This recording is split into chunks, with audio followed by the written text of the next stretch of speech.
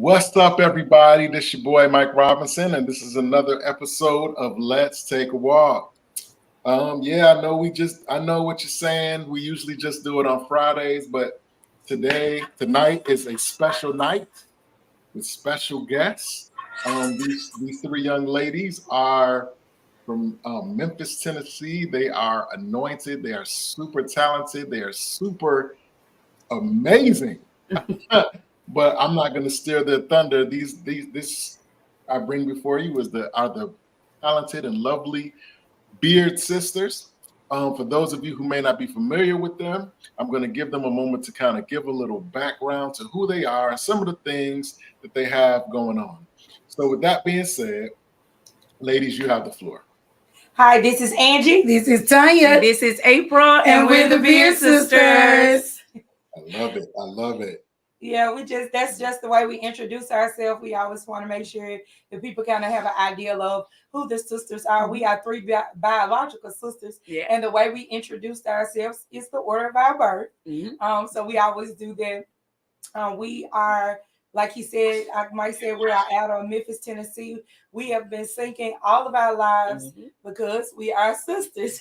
We grew up singing with our cousins and at our grandfather's church, in church, all of our lives. We started singing professionally as a group about 17 years ago now. Yeah.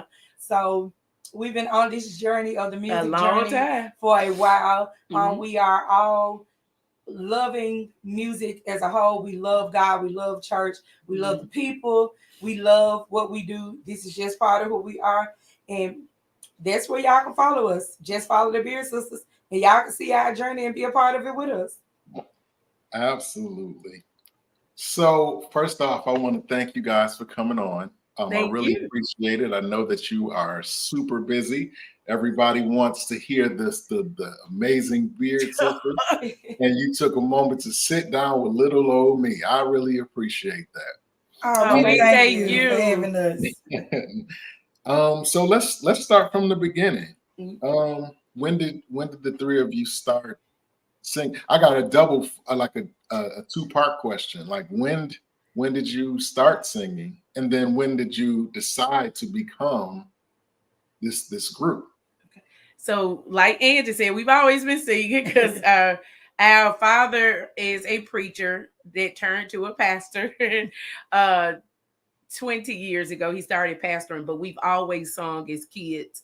But in the church, when my daddy started pastoring, we just was singing. We did not intend to become a recording artist or a group, none of that. It actually was just us singing. And one of the evangelists that we know and followed, she was at service with us, conducting a revival. And at the end, she invited us to sing during our state function. We are Koji kids. So one of our state functions, and the rest has been that. That is how we started from church to the recording side of it. We literally just started singing, and then people started inviting us, and God just took things a little bit different for us. Wow. So, I mean, at this point in you guys' career, I mean, I'm sure that you get the comparisons between the Clark sisters and the Caravans and some of the other ones. Like, how have you guys kind of navigated that? How do you feel about that? Do you get tired of that? Yeah, we are still in awe of hearing any of those great names mentioned where our names mentioned with those great legends. We get it all the time. The Clark sisters, the Pace sisters, it's just amazing. So we don't see that. Right. When people tell us that, we be like, oh my God, don't even put our name with those amazing, wonderful ladies. But that's just how God do things. So we've been taking it, going along with whatever plan God has for us. But we're honored every time we hear someone say it. Right. Wow. So going forward as this group, do you guys ever get tired of one another? You know, as siblings, Right. you're gonna have your times when you get tired of each other. For me, I'm the oldest, and they came She along gets tired of. like on my turf. Yeah. But we don't get tired of each other to that point. We have our moments, but I can't imagine doing life without them. Right. So to not imagine doing life without them, and then the part of when we get to the ministry and music, I can't see not doing it without them. Like, they're my strong suit. I'm not the one. Both of them are gifted to play instruments. Okay. LaTanya plays the drums. I know I'm jumping into some more stuff. No, LaTanya plays the drums, and April plays the organ, the keys. And I don't have that gift at all, y'all. I can't play no kind of instrument. I can do the recorder, if y'all remember that from when we were in elementary school. But they keep me on point. So music, life, these two, we don't get into it where it's gonna stop nothing. It's a high second, and we own it. Yeah. Wow. I mean, I can't imagine. Like, I didn't really have. I have sisters and brothers, but I think I'm the only one that actually has the musical gene. But I kind of wish that I had. You know, you guys have. You know, that's very, very special. And I was only joking. I was really joking. I know you're fine. We get that question all the time. All the time. And naturally, look, with siblings, naturally, we get on each other's nerves. It just be 5 seconds and be like, get out of my face, and then we come on back. Okay, so Memphis, Tennessee. Tell me about the gospel music scene and how it plays a role in what you guys do. Yeah. Major in Memphis. Some of the greats here, and still is. It's a singing city. It's a musicianship city. You know, you got some of the best musicians, the best singers. And so it's beautiful when, you know, there's so much talent in a spot.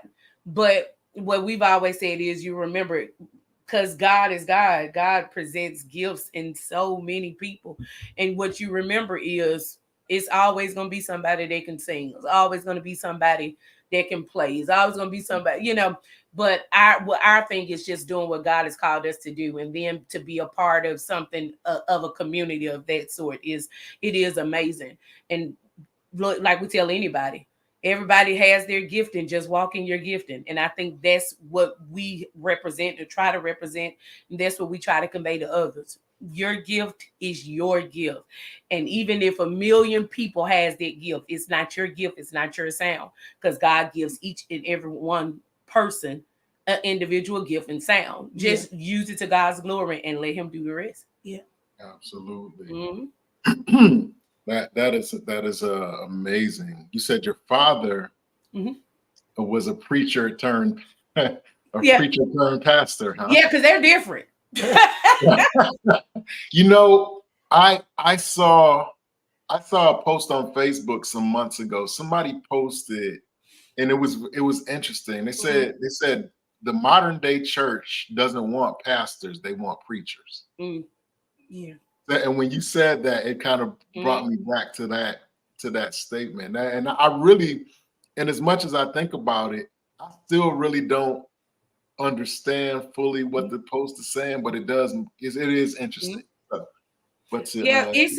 So it's when you're a preacher, you know, like I said, our dad's been a preacher, our mom's a preacher, but when you become the pastor, that's a different type of leadership and leading that a person has to take on, right? So when I'm the preacher, or an evangelist, I have my own church body that I'm attending, but then if I need to be sent out, I can go sent out. But when a person becomes that leader, they have sheep that they're guiding. They have people that they're guiding, and it's a totally different kind of mantle. It's a totally different mantle. So look, they're still the preacher. So he's still a preacher. He's been a preacher. But when he became a pastor, that was evolution, and it takes on something different. That's the difference.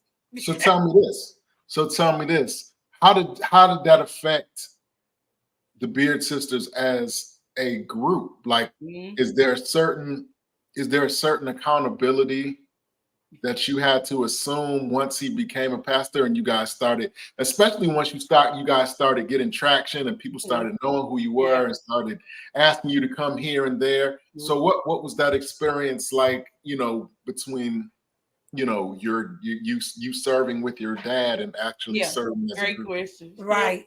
So it was a major shift for us because we've been at the church our whole life, but what happened, our previous pastor, he passed, and my dad was passed down the mantle to become the pastor, and we stepped just right in, I guess, because that's your father. This is our pastor, but it's also our father. So you want him to have the best. You want him to be represented the best. So we just jumped in any capacity that we could.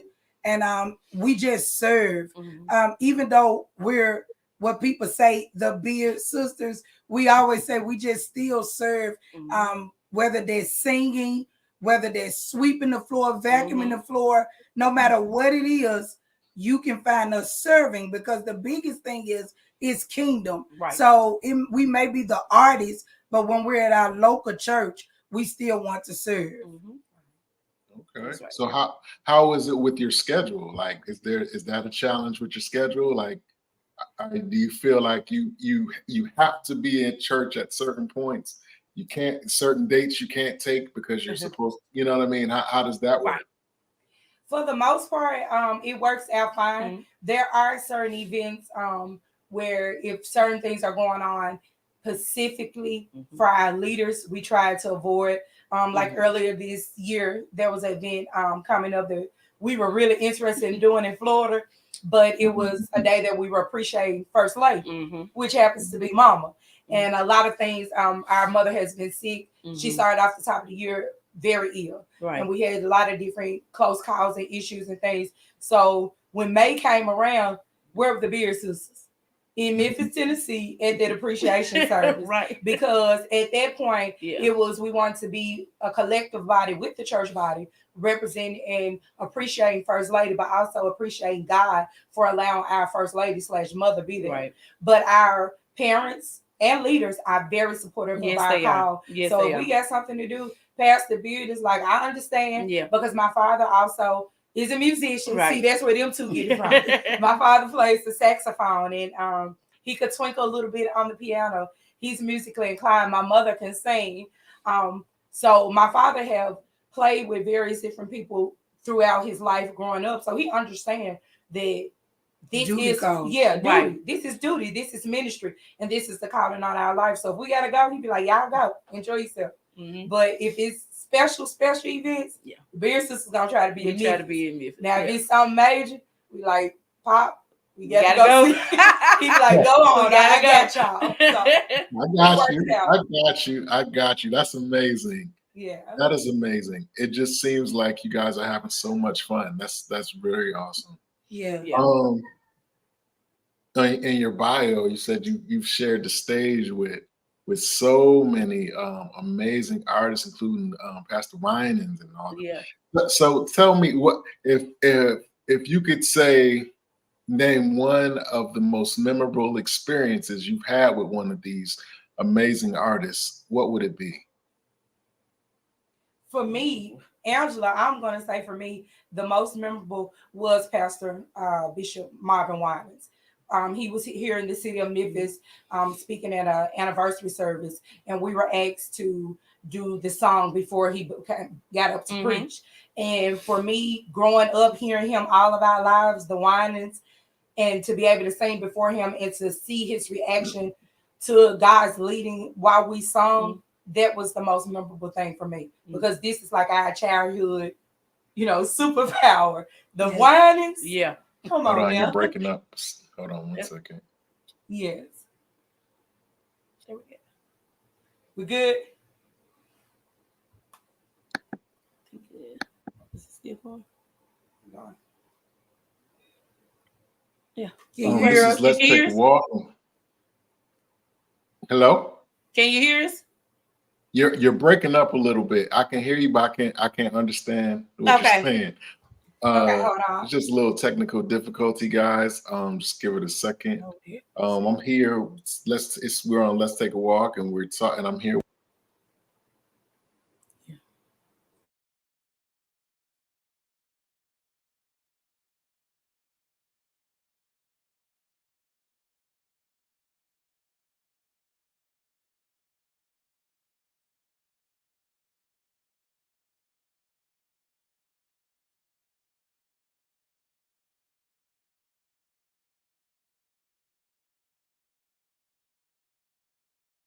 A moment to get back in here with us on tonight. Y'all know technology, y'all. We know about so it. it's gonna give you some challenges.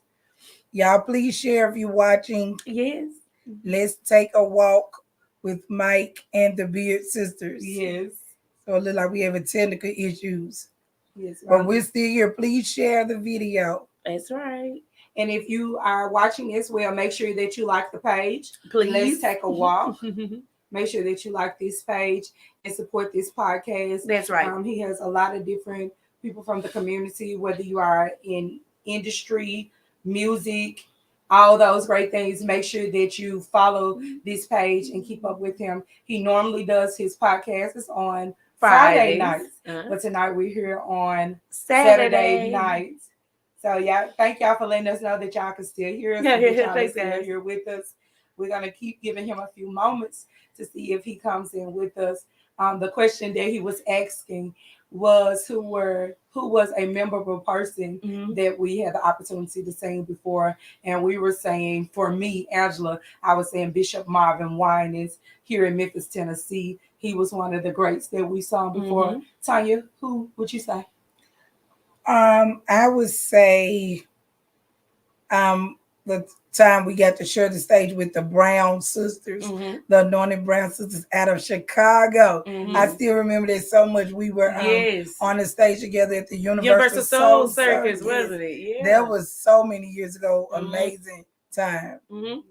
April? For me, I have to say Rance Allen. Yeah. Oh, yeah. We was able to sing before he was going to be the preacher at another one of the services of my dad's friend who had invited us, and so had the great opportunity to be able to sing before him. Amazing. So every opportunity has been so amazing, y'all. We don't take it for granted. Whenever God does what he does, he's something else now. So we are always thankful and grateful for every opportunity to be able to minister the gospel through music. Yes, we are.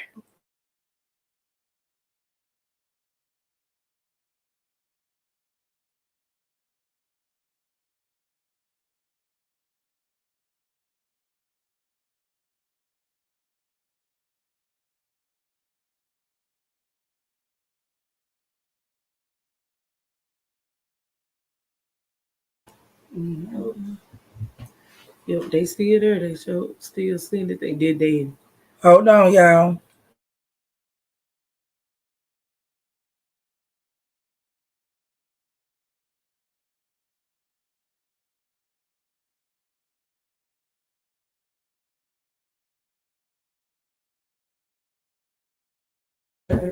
Hey guys, so we're gonna get back out. I think Mike is still working on his end from the technology. So if we're gonna try to come back in, if he comes back in, and if so, we'll notify you guys so you can join us. If not, thank you all who have joined us today for the interview for the podcast.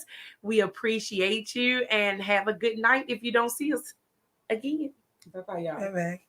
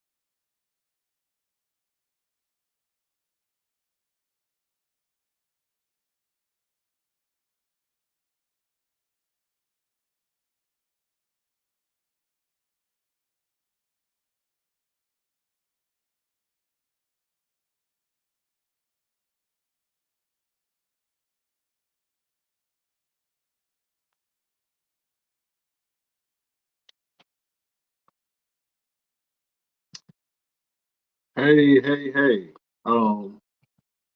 We had some technical difficulties. I do not know, but I am going to use my.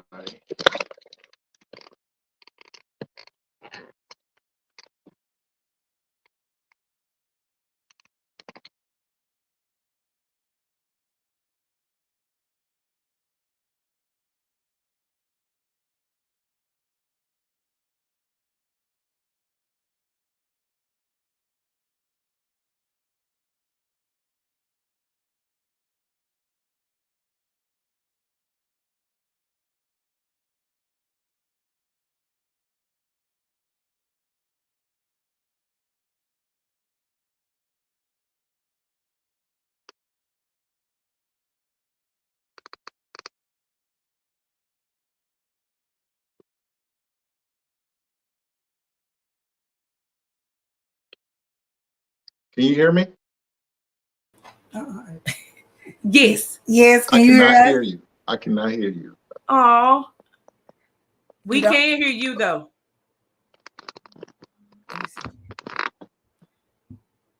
Oh, Yeah, I heard you, baby. we can't hear you though.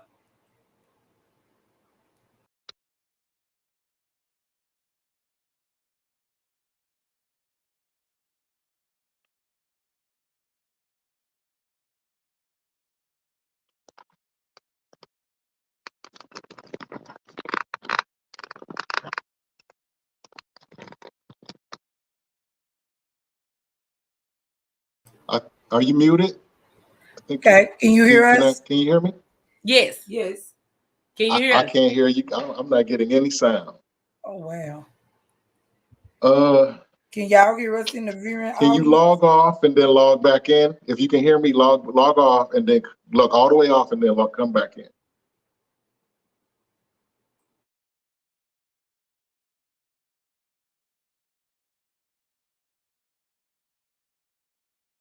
I'm sorry, y'all. We are having a little technical difficulty. However, we're going to power through that. Tonight we are with the Beard Sisters, and we're discussing their musical journey as well as their ministry journey. They are Kojic kids, as they talked about. They are PKs, and they are, sisters. You know what I'm saying? Which is a whole different dynamic. Let's see if we can get them on that.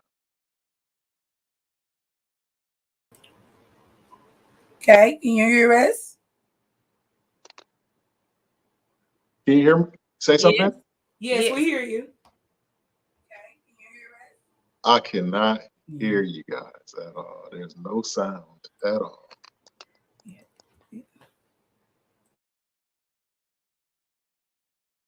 Okay, this is what I'm gonna do, guys. We're gonna start over. I'm gonna send you a whole nother link and we're gonna come back real quick, if that's okay with y'all.